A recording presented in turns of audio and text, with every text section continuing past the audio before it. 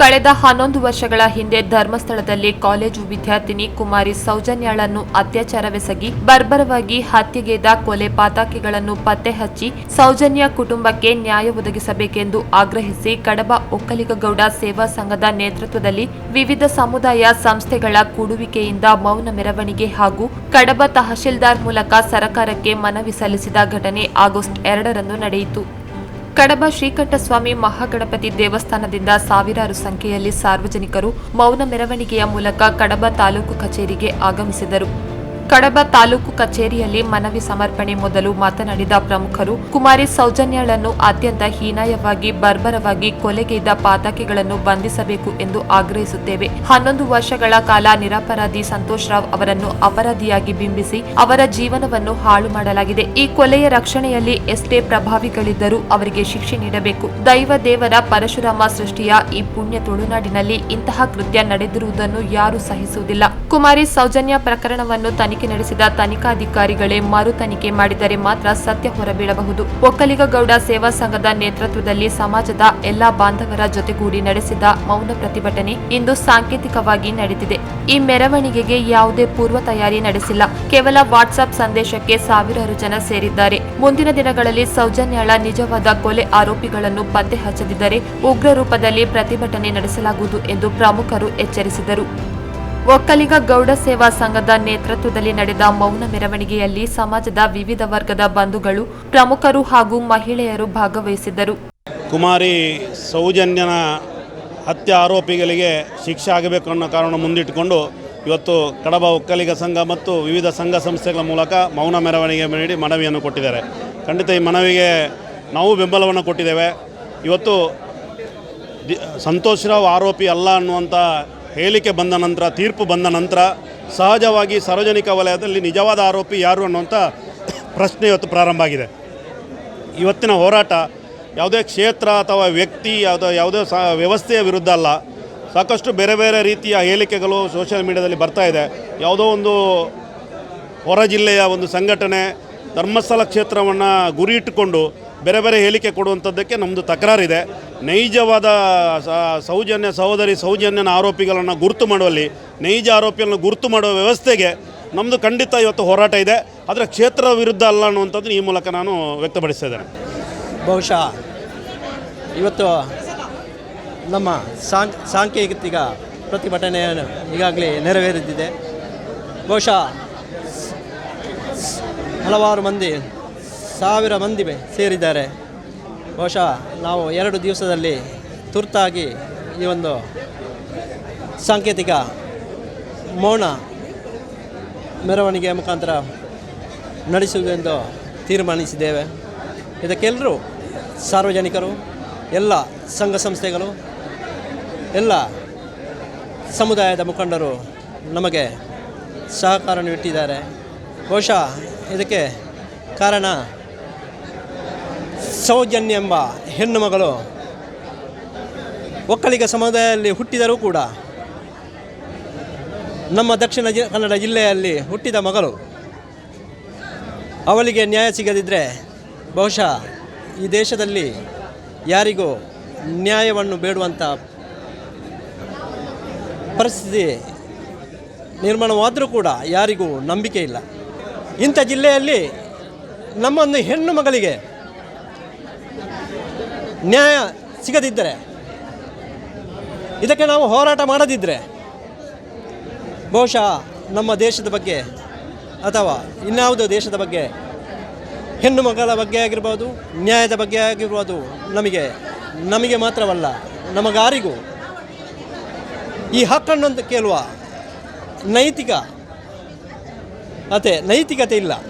ಯಾಕಂದರೆ ಇಷ್ಟೆಲ್ಲ ಇರುವ ಈ ನಮ್ಮ ಜಿಲ್ಲೆಯಲ್ಲಿ ನಡೆದಂಥ ಒಂದು ಕೊಲೆ ಪ್ರಕರಣ ಬಹುಶಃ ಅದನ್ನು ಯಾವುದೇ ರೀತಿಯಲ್ಲೂ ನಾವು ಊಹಿಸುವಂಥ ಸ್ಥಿತಿಯಲ್ಲಿ ಇಲ್ಲ.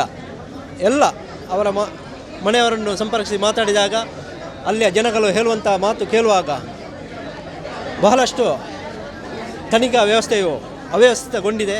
ಆದ ಕಾರಣ ಮುಂದಿನ ದಿನಗಳಲ್ಲಿ ನಾವು ಉತ್ತಮ ರೀತಿಯಲ್ಲಿ ತನಿಖೆ ಆಗಬೇಕು. ಹಿಂದಿನ ಅಧಿಕಾರಿಗಳು ಮಾಡಿದಂಥ ಎಲ್ಲ ತನಿಖೆಗಳನ್ನು ಅವರನ್ನು ಕೂಡ ಮುಂಪರು ಪರೀಕ್ಷೆ ಮಾಡುವ ಮೂಲಕ ನಾವು ಸೌಜನ್ಯ ಕುಟುಂಬಕ್ಕೂ ಅದೇ ರೀತಿ 11 ವರ್ಷ ಸಂತೋಷ ಅವನ್ನು ಏನು ಅಪರಾಧಿ ಎಂದು ಘೋಷಿಸಿದ್ದೆಯೋ ಈಗ ನಿರಪರಾಧಿ ಎಂದು ಘೋಷಿತವಾದ ನಂತರ ಅವನಿಗೆ ಇನ್ನೂ ಕೂಡ ನ್ಯಾಯ ಸಿಗಲಿಲ್ಲ. ಯಾಕಂದರೆ ಅವನ ಜೀವನವನ್ನೇ ವ್ಯಯಿಸಿದ್ದಾನೆ. ಆದರೆ ಅವನಿಗೂ ಕೂಡ ನ್ಯಾಯ ಸಿಗಬೇಕು ಅಂತ ನಾವು ಈ ಒಕ್ಕಲಿಗಗೌಡ ಸೇವಾ ಸಂಘ ಕಡಬ ತಾಲೂಕಿನ ಪರವಾಗಿ ಮತ್ತು ಸಾರ್ವಜನಿಕರ ಪರವಾಗಿ ನಾವು ಬೇಡಿಕೊಳ್ಳುತ್ತೇವೆ. ಸುಮಾರು 11 ವರ್ಷದ ಹಿಂದೆ ಸೌಜನ್ಯ ಎಂಬ ಒಂದು ಹೆಣ್ಣಿಗೆ ಆದಂಥ ಅನ್ಯಾಯವನ್ನು ಹೊರಪಡಿಸಿ ನಾವು ಇವತ್ತೆಲ್ಲರೂ ಮೌನವಾಗಿ ಇವತ್ತೊಂದು ಪ್ರತಿಭಟನೆ ಮಾಡಿದ್ದೇವೆ. ಈ ಪ್ರತಿಭಟನೆ ಸಾಂಕೇತಿಕ ಆಗಿರ್ಬೋದು, ಆದರೆ ಆ ಒಂದು ಹೆಣ್ಣು ಮಗಳು ಕೇವಲ ನಮ್ಮ ಒಂದು ಸಮುದಾಯದ ಮಗಳು ಮಾತ್ರ ಅಲ್ಲ, ನಮ್ಮ ಇಡೀ ಒಂದು ದೇಶದ ಮಗಳು ಅಂತ ಹೇಳಲಿಕ್ಕೆ ಇಷ್ಟಪಡ್ತೇನೆ. ಅವಳ ಮುಖಾಂತರ ಇವತ್ತು ದೊಡ್ಡ ಉಗ್ರವಾದ ಹೋರಾಟ ಮಾಡಿ ಯಾರು ಅವರಿಗೆ ಅನ್ಯಾಯವನ್ನು ಮಾಡಿದಾರೋ ಅವರಿಗೆ ತಕ್ಕ ಸಾಕ್ಷಿಯನ್ನು ಕೊಡಲೇಬೇಕು ಮತ್ತು ಅದರ ಜೊತೆಗೆ ನಮ್ಮ ಸೌಜನ್ಯನ ಮನೆಗೆ ಒಂದು ನ್ಯಾಯವನ್ನು ಒದಗಿಸಿಕೊಡಬೇಕು. ಅದರ ಜೊತೆಯಲ್ಲಿ ನಿರಪರಾಧಿಯಾಗಿರತಕ್ಕಂಥ ಆ ಸಂತೋಷ್ ರಾವ್ ಎಂಬವರನ್ನು ಅವನಿಗೂ ಸರಿಯಾದ ನ್ಯಾಯವನ್ನು ಕೊಡಬೇಕು. ಅವನು 12 ವರ್ಷ ಅವನನ್ನು ಯಾವ ರೀತಿಯಲ್ಲಿ ನಡೆಸಿಕೊಂಡಿದ್ದಾರೆ ಅಂತ ಹೇಳಿದರೆ, ಈ ಒಂದು ಕೇಸನ್ನು ಮುಚ್ಚಿ ಹಾಕೋದಕ್ಕೋಸ್ಕರ ಯಾರೋ ಒಬ್ಬ ನಿರಪರಾಧಿಯನ್ನು ತಗೊಂಡೋಗಿ ಅದಕ್ಕೆ ಕೊಟ್ಟ ಮುಖಾಂತರ ಇವತ್ತು 12 ವರ್ಷ ಶಿಕ್ಷೆ ಅನುಭವಿಸಲಿಕ್ಕಾಯಿತು. ಇವತ್ತು ಯಾರು ನೈಜ ಯಾರು ತಪ್ಪಿತಸ್ಥರಿದ್ದಾರೋ ಅವರನ್ನು ಖಂಡಿತವಾಗಿ ಅವರಿಗೆ ಸರಿಯಾದ ತಕ್ಕ ಶಿಕ್ಷೆಯನ್ನು ಕೊಡಬೇಕು. ಜೊತೆಯಲ್ಲಿ ಇನ್ನು ಮುಂದೆ ಈ ಒಂದು ಘಟನೆಯಿಂದಾಗಿ ಯಾವುದೇ ಮೂಲೆಯಲ್ಲಿ ಯಾರಿಗೇ ಆಗಿರ್ಬೋದು ಇಂಥ ಘಟನೆಗಳು ಎಲ್ಲಿಯೂ ನಡಿಬಾರ್ದು. ನಮ್ಮ ಈ ಒಂದು ರಕ್ಷಣೆಯನ್ನು ಕೇವಲ ನಮ್ಮ ಅಧಿಕಾರಿಗಳು ರಕ್ಷಣೆ ಮಾಡಿದರೆ ನಾವು ಖಂಡಿತವಾಗಿ ನಮ್ಮ ದೇಶದ ಎಲ್ಲರೂ ನಾವು ಪ್ರತಿಯೊಬ್ಬ ನಾಗರಿಕನು ಸೇರಿ ಈ ರಕ್ಷಣೆ ಕೊಡುವಂಥನ್ನು ಖಂಡಿತ ನಾವು ಮುಂದಿನ ದಿನಗಳಲ್ಲಿ ಮಾಡ್ತಿದ್ದೇವೆ. ನೀವು ಆಗ್ತದೆ ಇಲ್ವೋ ಹೇಳಿ. ಯಾರು ಹಿಂದೆ ಆ ತನಿಖೆಯಲ್ಲಿ ಯಾವ ಅಧಿಕಾರಿಗಳನ್ನು ತೊಡಗಿಸಿಕೊಂಡಿದ್ದೀರೋ ಅವರನ್ನು ಈಗ ಹೇಗಾಗಲಿ ಹೇಳಿದೆ ಮಂಪರ್ ಪರೀಕ್ಷೆ ಮಾಡಿದಾಗ ಖಂಡಿತವಾಗಿ ಈ ಆರೋಪಗಳು ಸಿಕ್ಕೇ ಸಿಗ್ತಾರೆ. ಆ ಆರೋಪಗಳಿಗೆ ತಕ್ಕ ಶಿಕ್ಷೆಯನ್ನು ಕೊಟ್ಟಾಗ ಮಾತ್ರ ಇದು ಸರಿಯಾದ ಒಂದು ನ್ಯಾಯ ಸಿಕ್ಕುವಂಥದ್ದಾಗುವಂಥ ನನ್ನ ಒಂದು ಇವತ್ತು ನಾನು ಉಗ್ರವಾದ ಹೋರಾಟಕ್ಕೆ ನಾವು ಖಂಡಿತವಾಗಿ ಮುಂದಿನ ದಿನಗಳಲ್ಲಿ ನಮಗೆ ಏನು ನಾವು ದಿನವನ್ನು ಅವರು ಕೊಡ್ತಾರೋ ಸುಮಾರು 1-1.5 ತಿಂಗಳಲ್ಲಿ ನಮಗೆ ಇದನ್ನು ಸರಿಯಾದ ರೀತಿಯಲ್ಲಿ ನಮಗೆ ಕೊಡದಿದ್ದರೆ ಖಂಡಿತವಾದ ಉಗ್ರ ಹೋರಾಟ ನಾವೆಲ್ಲರೂ ಸೇರಿ ಇದರಲ್ಲಿ ಯಾರೇ ಇದನ್ನು ಹೇಳಲಿಕ್ಕಿಲ್ಲ. ಪ್ರತಿಯೊಂದು ಸಂಘ ಸಂಸ್ಥೆಗಳು ಸೇರಿಕೊಂಡು ನಮ್ಮ ಇಡೀ ದೇಶದ ಹಿಂದೂ ಬಾಂಧವರು ಎಲ್ಲರೂ ಸೇರಿ ನಾವು ಇದನ್ನು ಉಗ್ರವಾದ ಹೋರಾಟವನ್ನು ಮಾಡಲಿಕ್ಕೆ ತೀರ್ಮಾನವನ್ನು ಖಂಡಿತವಾಗಿ ಮಾಡ್ತೇವೆ ಅಂತ ಈ ಸಂದರ್ಭದಲ್ಲಿ ಹೇಳಲಿಕ್ಕೆ ಇಷ್ಟಪಡ್ತೇನೆ. ಈಗ ಸೌಜನ್ಯನಿಗೆ ಕುಮಾರಿ ಸೌಜನ್ಯನಿಗೆ ನ್ಯಾಯ ಸಿಗಬೇಕು ಅಂತೇಳಿ ಇವತ್ತು ನಾವು ಒಂದು ಮೌನ ಜಾಥಾದ ಮೂಲಕ ಸರ್ಕಾರವನ್ನು ಎಚ್ಚರಿಸುವಂಥ ಕೆಲಸವನ್ನು ಮಾಡಿದ್ದೇವೆ. ಮರುತನಿಖೆ ಆಗಬೇಕು. ಈಗಾಗಲೇ ನಿನ್ನೆ ದಿವಸ ದಕ್ಷಿಣ ಕನ್ನಡ ಜಿಲ್ಲೆಗೆ ಬಂದಂಥ ಮುಖ್ಯಮಂತ್ರಿಗಳು ಅಲ್ಲಿ ಪತ್ರಕರ್ತರ ಪ್ರಶ್ನೆಗಳಿಗೆ ಉತ್ತರಿಸ್ತಾ ಮೇಲ್ಮನವಿ ಸಲ್ಲಿಸಲಾಗಬಹುದು ಅಂಥೇಳಿ ಹೇಳಿದ. ಯಾವ ಅರ್ಥದಲ್ಲಿ ಹೇಳಿದ್ದಾರೆ ಅಂತ ನನಗೆ ಗೊತ್ತಿಲ್ಲ. ಆದರೆ ಮೇಲ್ಮನವಿ ಅಂತ ಹೇಳಿದರೆ ಅದು ಈಗಾಗಲೇ ಯಾರನ್ನು ನಿರ್ದೋಷಿ ಅಂಥೇಳಿ ನಾನು ತಿಳಿದ ಮಟ್ಟಿಗೆ ನಿರ್ದೋಷಿ ಅಂತೇಳಿ ಬಿಡುಗಡೆ ಮಾಡಿದಾರ ಅವನೇ ಆರೋಪಿ ಅನ್ನುವ ರೀತಿಯಲ್ಲಿ ಮೇಲ್ಮನವಿ ಸಲ್ಲಿಸಿ ಅವನನ್ನೇ ಮತ್ತೆ ತನಿಖೆ ಮಾಡುವ ಸರಿಯಾದ ರೀತಿಯಲ್ಲಿ ನ್ಯಾಯಾಲಯ ತನಿಖೆ ನಡೆಸಿಲ್ಲ. ಆದ್ದರಿಂದ ನ್ಯಾಯಾಲಯ ಬೇರೆ ರೀತಿಯಲ್ಲಿ ತನಿಖೆ ನಡೆಸಿ ಅವನೇ ದೋಷಿ ಅನ್ನೋದನ್ನು ಸಾಬೀತುಪಡಿಸಬೇಕು ಅಂತೇಳಿ ಪ್ರಾಸಿಕ್ಯೂಷನ್ ಮತ್ತು ಮನವಿ ಮಾಡೋದು ಮೇಲ್ಮನವಿ ಮಾಡೋದು ಅಂತೇಳಿ ನಾನು ತಿಳ್ಕೊಂಡಿದ್ದೇನೆ. ಅದು ಕೂಡುದು ನ್ಯಾಯವಾಗಿ ಯಾರು ಪ್ರಾರಂಭದಿಂದಲೇ ತನಿಖೆಯ ಹಾದಿ ತಪ್ಪಿದೆ, ತನಿಖೆ ಮಾಡುವ ರೀತಿ ಸರಿಯಿಲ್ಲ ಅಂಥೇಳಿ ಎಲ್ಲರಿಗೂ ಕೂಡ ಸಾರ್ವಜನಿಕರಿಗೆ ಗೊತ್ತಿದ್ದಂಥ ವಿಚಾರ. ಆದ್ದರಿಂದ ಮರುತನಿಖೆ ಮಾಡಬೇಕು. ನಿಜವಾದ ಆರೋಪಿಗಳು ತಪ್ಪಿಸಿಕೊಂಡಿದ್ದಾರೆ, ಅವರು ಯಾರು ಅಂಥೇಳಿ ಕಂಡುಹಿಡಬೇಕು ಅಂಥೇಳಿ ನಾವೆಲ್ಲರೂ ಒಗ್ಗಟ್ಟಿನಿಂದ ಒತ್ತಾಯಿಸ್ತೇವೆ. ಎಲ್ಲರೂ ನಮಸ್ತೆ. ನನ್ನ ಹೆಸರು ಜಯಂತಟ್ಟಿ. ಇವತ್ತು ಕಡಬ ತಾಲೂಕಿನ ಗೌಡ ಸಮಾಜದವರು ಒಕ್ಕಲೆ ಸಮಾಜದವರು ಇವತ್ತೊಂದು ಪ್ರತಿಭಟನೆಯನ್ನು ಮೌನ ಪ್ರತಿಭಟನೆಯನ್ನು ಹಮ್ಮಿಕೊಂಡಿದ್ದಾರೆ. ಸಾವಿರಾರು ಸಂಖ್ಯೆಯ ಜನ ಬಂದು ಸೇರಿದ್ದಾರೆ. ತುಂಬ ಸಂತೋಷ. ಅದರೊಂದಿಗೆ ಉಳಿದ ಸಂಘ ಸಂಸ್ಥೆಯವರು ಸೇರಿ ಈ ಸೌಜನ್ಯನಿಗೆ ನ್ಯಾಯ ಕೊಡಿಸಲು ಹೋರಾಟ ಮಾಡ್ತಾ ಇದ್ದಾರೆ. ಈಗ ನಿನ್ನೆ ಮುಖ್ಯಮಂತ್ರಿಯವರು ಮೇಲ್ಮನವಿ ಕೊಡೋಣ, ಹೈಕೋರ್ಟ್ಗೆ ಹೋಗೋಣ ಅಂತ ಹೇಳ್ತಾರೆ. ನಮಗೆ ಅದು ಬೇಕಂತಿಲ್ಲ. ಇವಾಗ ನಮಗೆ ಬೇಕಾಗಿರೋದು ಒಂದು SIT ಒಂದು ತಂಡ ರಚನೆ, ನಿವೃತ್ತ ನ್ಯಾಯಮೂರ್ತಿಯವರ ನೇತೃತ್ವದಲ್ಲಿ ಒಂದು ತಂಡ ರಚನೆ ಮಾಡಿ ಅದರಲ್ಲಿ ಒಳ್ಳೆ ಅಧಿಕಾರಿ ನೇಮಿಸಿ ಅದರ ಮುಖಾಂತರ ಈ ತನಿಖೆ ನಡೆಸಬೇಕು. ಮರು ತನಿಖೆ ನಡೆಸಬೇಕು. ಯಾಕಂದರೆ ಇವಾಗ ಏನು ಅಧಿಕಾರಿಯವರೇ ಇದರಲ್ಲಿ ಪಾಳುದಾರರಾಗಿ ಈ ಪ್ರಕರಣವನ್ನು ಮುಚ್ಚಾಕಿರೋದು. ಅವರಿಗೆ ಹೆಣ್ಣು ಮಕ್ಕಳು ಇದೆಯಾ ಇಲ್ಲ ಅಂತ ಗೊತ್ತಿಲ್ಲ, ಆದರೆ ಅವರು ಪಾಳುದಾರರಾಗಿ ಈ ಪ್ರಕರಣ ಮುಚ್ಚಾಕಿರೋದು. ಅದರಿಂದ ಇದನ್ನು SIT ಅಂತ ತನಿಖಾ ತಂಡವನ್ನು ರಚನೆ ಮಾಡಿದರೆ ಮಾತ್ರ ಇದನ್ನು ಹೊರಗೆ ಬರ್ಬೋದು.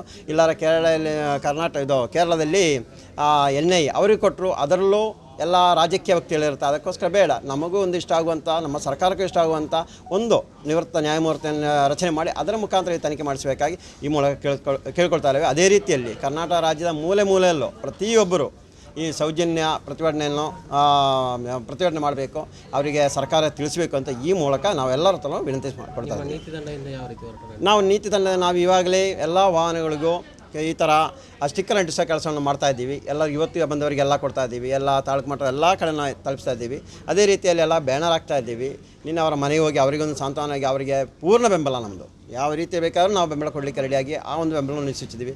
ಇವಾಗ ನಾವು ಹೇಳೋ ಪ್ರಕಾರ ಗ್ರಾಮ ಮಟ್ಟದಲ್ಲಿ ಪ್ರತಿ ಗ್ರಾಮ ಮಟ್ಟದವರು ಎಲ್ಲ ಸಂಘ ಸಂಸ್ಥೆಯವರು ಎಲ್ಲ ಜಾತಿಯವರನ್ನು ಸೇರಿ ಈ ಒಂದು ಹೋರಾಟವನ್ನು ಮುಂದುವರಿಸಬೇಕು ಈ ಮೂಲಕ ಕೇಳ್ಕೊಳ್ತಾ ಇದ್ದೀವಿ. ಇವತ್ತಿನ ದಿವಸ ಸೌಜನ್ಯನಿಗೆ ನ್ಯಾಯಕ್ಕಾಗಿ ಹೋರಾಟ ಇವತ್ತು ಮೌನ ಮೆರವಣಿಗೆ ನಾವು ಇಲ್ಲಿ ಮಾಡಿದ್ದೇವೆ.